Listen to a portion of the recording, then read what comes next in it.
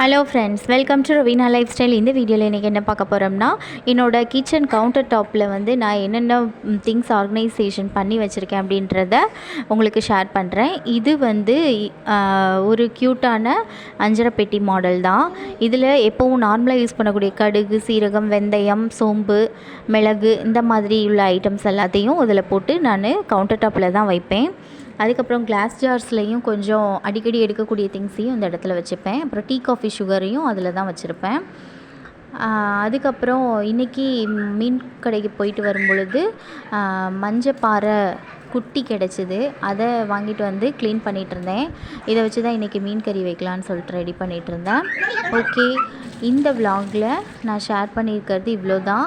உங்களுக்கு இந்த video பிடிச்சிருந்ததுனாக்கா subscribe பண்ணுங்கள், லைக் பண்ணுங்கள், ஷேர் பண்ணுங்கள், கமெண்ட் பண்ணுங்கள். Okay, thank you.